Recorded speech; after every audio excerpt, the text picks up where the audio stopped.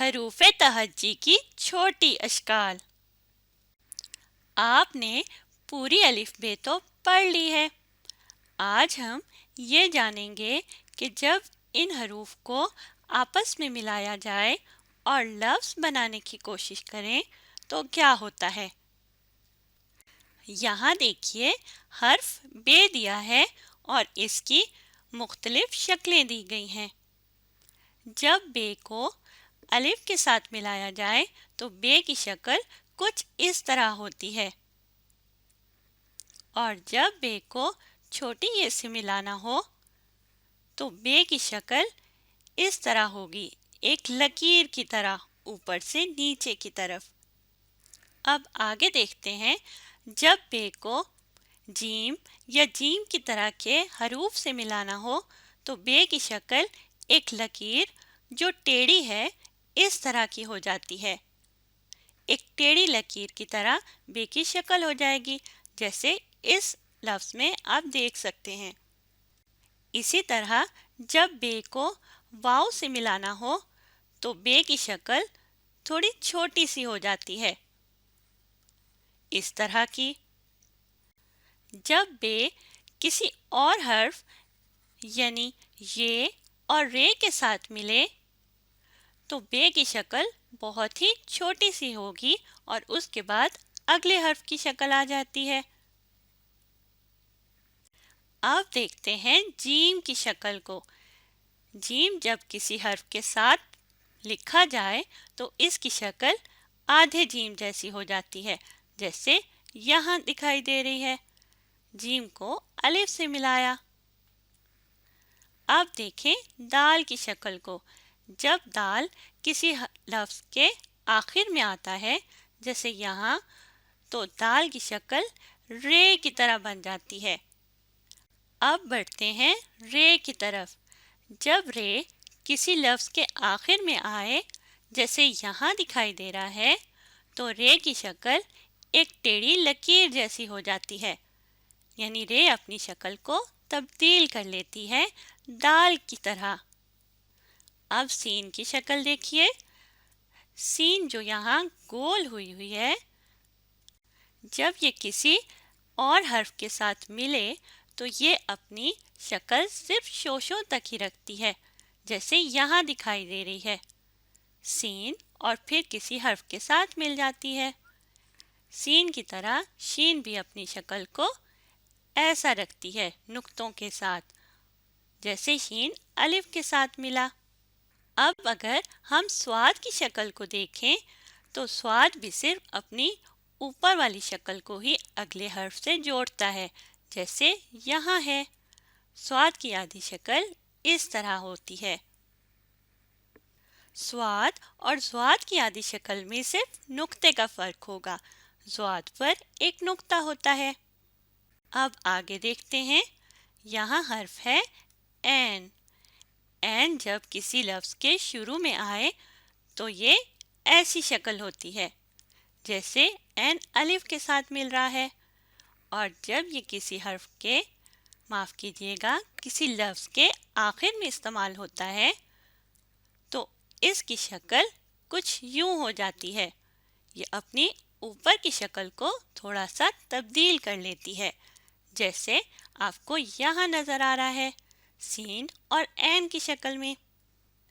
اب دیکھتے ہیں کہ این جب کسی لفظ کے درمیان میں استعمال ہو تو کیسی شکل ہوتی ہے۔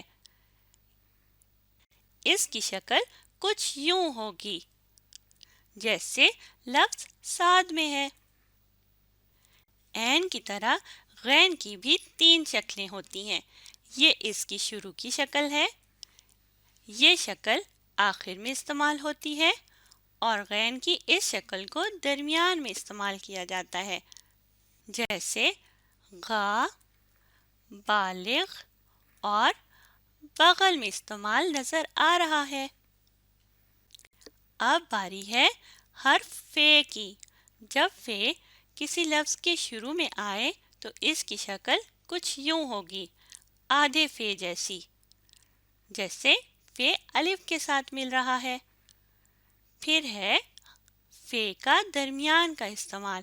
درمیان میں فے کچھ یوں ہوگی، جیسے لفظ سفر میں استعمال نظر آ رہا ہے۔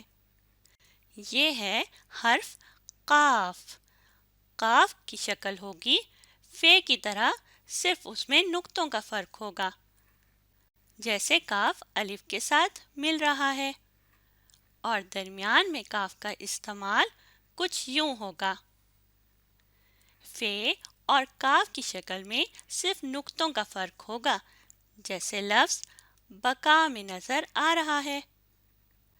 اب یہاں دیکھیے، حرف ہے کاف اور کاف کی شکل اس طرح کی ہوگی جب کسی لفظ کے شروع میں آئے گا، یعنی کاف کی آدھی شکل بن جائے گی، جیسے لفظ کر میں استعمال ہے۔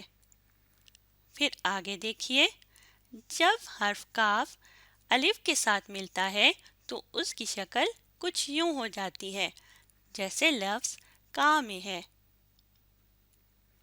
پھر باری آتی ہے حرف گاف کی۔ گاف اور کاف میں صرف کش کا فرق ہے، یہاں کش کا فرق آئے گا، جیسے گاف رے کے ساتھ مل رہا ہے، اور اگر گاف الف کے ساتھ ملے تو اس کی شکل کچھ ایسی ہو جاتی ہے، جیسے لفظ گا۔ اب اگلا حرف دیکھیے، لام۔ یہ لام کی آدھی شکل ہے جب لام کسی لفظ کے شروع میں استعمال ہوگا، جیسے لا۔ لام اور الف کو ملا کر لا بن گیا۔ اور اگر لام کو کسی لفظ کے درمیان میں استعمال کیا جائے تو اس کی شکل تھوڑی سی چھوٹی ہو جاتی ہے، جیسے لفظ چلنا میں نظر آ رہا ہے۔ اگلا حرف ہے میم۔ میم کی شکل کچھ ایسی ہوتی ہے جب یہ کسی لفظ کے شروع میں استعمال ہو، جیسے ماں۔ اور اگر میم کو یہ کے ساتھ ملانا ہو تو اس کی شکل کچھ یوں ہو جائے گی۔ یہ اس کی شروع کی ہی شکل ہے، لیکن یہ کے ساتھ یہ اپنی شکل کو تھوڑا سا تبدیل کر لیتی ہے۔ اب ہم بات کریں گے حرف نون کی شکلوں کے بارے میں۔ جب نون الف کے ساتھ ملے تو اس کی شکل کچھ یوں ہوتی ہے۔ اگر نون کو چھوٹی یہ سے ملانا ہو تو اس کی شکل ایک لکیر جیسی ہو جائے گی، لکیر سے ملتی جلتی، تھوڑا سا گول کرتے ہوئے نیچے کی طرف۔ اب نون کو دیکھتے ہیں، اگر میم سے ملانا ہو تو اس کی شکل کیسی ہوگی؟ تو اس کی شکل ایک ٹیڑھی لکیر جیسی ہو جائے گی۔ اگر نون کو جیم یا اس جیسے حروف سے ملانا ہو تب بھی اس کی شکل ایسی ٹیڑھی لکیر جیسی ہوتی ہے۔ اب آگے دیکھیے، نون کو اگر واؤ سے ملانا ہو تو نون اپنی شکل کو تھوڑا سا کم بنا دیتی ہے، یعنی چھوٹی شکل بن جاتی ہے۔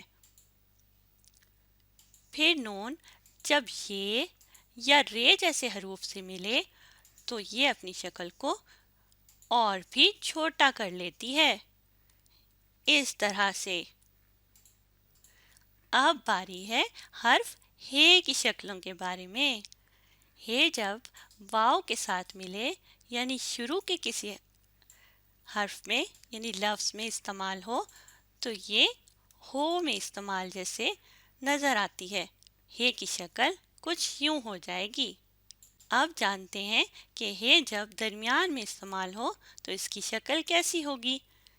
یہ اپنی شکل کو کچھ یوں بنا لیتی ہے، جیسے لفظ یہاں میں۔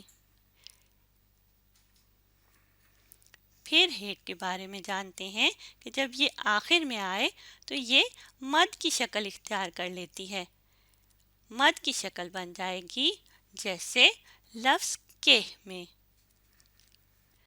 اب جانتے ہیں حرف چھوٹی یہ کے بارے میں۔ حرف چھوٹی یہ جب کسی لفظ کی شروع میں آئے تو اس کی شکل کچھ یوں ہوگی۔ جب یہ جیم یا اس سے ملتے جلتے کسی حرف سے ملے تو یہ ایک ٹیڑھی شکل اختیار کر لیتی ہے، ایک ٹیڑھی لکیر جیسی۔ پھر جب یہ واو کے ساتھ ملے تو اس کی شکل تھوڑی اور چھوٹی ہو جاتی ہے۔ اگر چھوٹی یہ کو درمیان میں استعمال کرنا ہو، کسی لفظ کے درمیان میں، یا اپنی شکل اس طرح کی بنا لیتی ہے۔